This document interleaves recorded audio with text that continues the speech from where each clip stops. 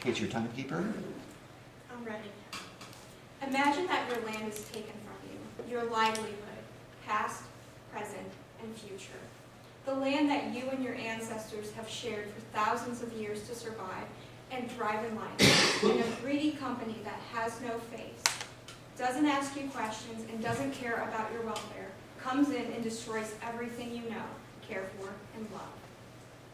There is nothing more sad than reliving the past, and that is exactly what the Sioux Indians of Standing Rock are dealing with on the reservation today. Today, I will talk about how the North Dakota Access Pipeline will contaminate water, destroy history and culture, and leave an indestructible mark that can never be undone. Number 1, clean water is gone, a basic human right. Water is the most important and vital liquid that our body needs to sustain homeostasis. When water is contaminated indefinitely, a whole ecosystem can be destroyed forever. Pipelines are notorious for breeding oil leaks that can get into drinking water and cover wildlife in a thick oil slick. The oil can suffocate animals to death and can lead to feeding, respiration, and thermoregulation issues. Oil cleanup is also very time-consuming and costly. And it can result in the destruction of the habitat of the animal and also destroy any shelter that they might have. And not only does it have a really bad effect on animals, but on humans too, because it really affects our drinking water, which is something that the company behind this pipeline really didn't discuss with the Native Americans, before they decided to just go in and start building this pipeline.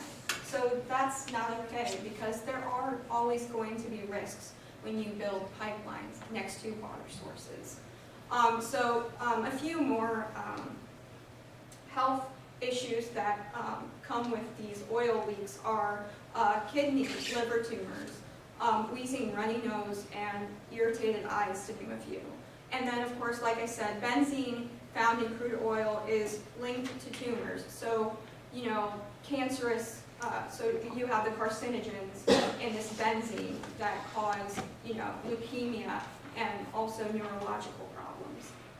And I believe that oil and water should not coexist. They are two separate substances that should reside in two different environments. So number 2, a dying culture is now even closer to extinction, revisiting America's dark past. So Native Americans have always been persecuted on their own soil by big money corporations and the United States government. Native Americans now face the destruction of their land as well as their drinking water. It is also known that many historical sites are located where the pipeline is being built. And these are culturally significant to these Indians. And if these companies have any respect for what the Native Americans have been through,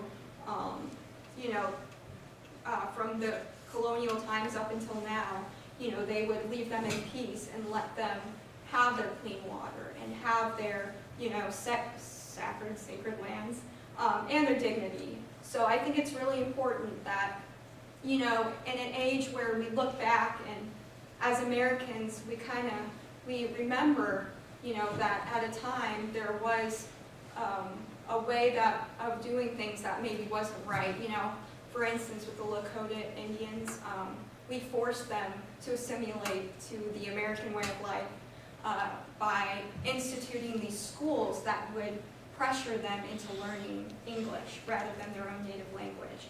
And that's really wrong. I mean, they even made them cut their hair up. They made them dress a certain way. They thought they were savages, and that's just not right. They had their own way of life, and at the time, no one, respected that. And I think, if we want their way of life to at least continue and flourish, we need to do what we can in the moment to make sure that isn't compromised. And so a way we can do this is, by furthering the evolution of turning our nation green. So pretty much most oil spills come from pipelines, and there are safer ways to transport oil. I know for a fact that in the past, smaller trains and smaller, trucks would transport oil. And then, of course, pipelines became more popular, but the problem is they also contribute to the most oil leaks. So that's when we should say, well, with the rise of green energy, what can I do as a citizen to, contribute to this movement? So how should you make that transition and when? And I believe it's never too late. And with each passing year, electric cars are becoming more popular and more accessible to people. Recently, I think I was in Scotland, and I saw so many different gas stations that had, places where you could plug in your electric car. And I thought that was really cool because I don't really see that in the United States, but I believe within the next few years you're going to see more and more of that, which is really cool. And so, like I said, it's becoming more popular, and Bloomberg New Energy Finance reports that electric car sales have increased by 60% in 2015. And more gas stations now, like I said, have charging stations. And it's projected that electric cars will account for over 35% of cars in 2040. And that's a staggering number, and that can only mean one thing, a greener future.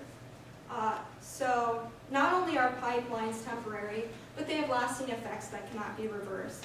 Today, I focused on the cons of the North Dakota Access Pipeline and why in a time of transition to green energy and safer ways to transport oil, the Dakota Access is not only a failure, but an extreme disappointment in a world that is moving ever forward. Thank you.